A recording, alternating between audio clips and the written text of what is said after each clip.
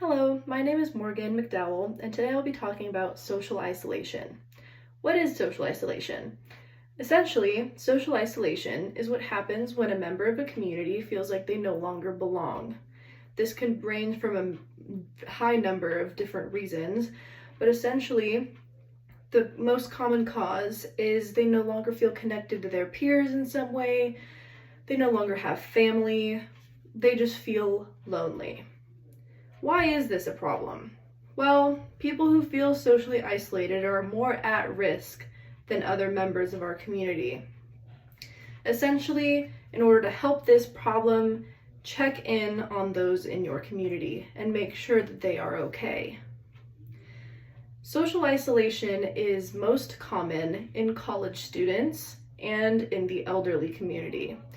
College students are moving to a new environment. They don't know where they really fit in the social category anymore. It's not the same as hometown or high school. They feel ostracized from the rest of their peers in some ways. Maybe they don't fit in. In the elderly, a lot of them no longer have friends and family who are alive, or they just don't get to see their adult children very much, so they also feel isolated. 1 in 5 elderly people feel this kind of isolation, which is a lot, and about 79% of Gen Zers also consider themselves lonely or socially isolated. Now, these numbers are abnormally high now because of COVID. COVID had a lot of issues when it came to isolating people from the rest of the world, and we have to kind of work towards, bringing people together so that they no longer feel this kind of isolation. Social isolation can cause early onset dementia symptoms and high blood pressure. High blood pressure also puts you at risk for cause of infection with other diseases. It has been actually scientifically proven that feeling lonely and sad actually lowers your immunity to other outside causes. That is also not a good thing.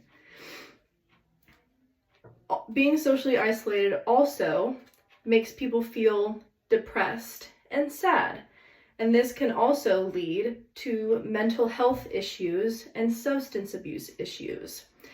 Many people who feel depression and sadness do turn to substances to try to fill the void that they feel inside. This is not a good way to go, as most illicit substances can harm your body and your brain at worse than anything, really. In the United States alone, there were 70,000 deaths caused by overdoses. If you want to try and lower that, you want to try and help those people not continue to do these substances. So what can you actually do for help? One way is to check in on those in your community that you think could feel isolated from others. Just calling them every once in a while just to check in on them, make sure they're good. If you have a neighbor who's elderly, maybe knocking on their door just to make sure that they feel seen by other people. If you know somebody who,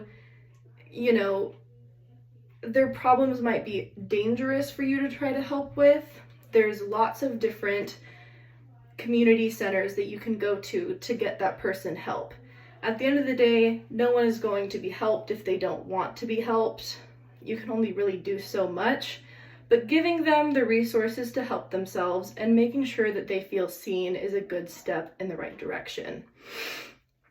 Suicide hotlines and alcohol preventative community centers are very good to try to give resources to people. In conclusion, in order to try and stop the growing epidemic that is social isolation in the wake of COVID, is to reach out to those in your community and just make sure that they're okay. Hopefully, by doing this, we can all come together a little closer as a community and feel happier and less at risk for the things that could affect us if we didn't. Thank you.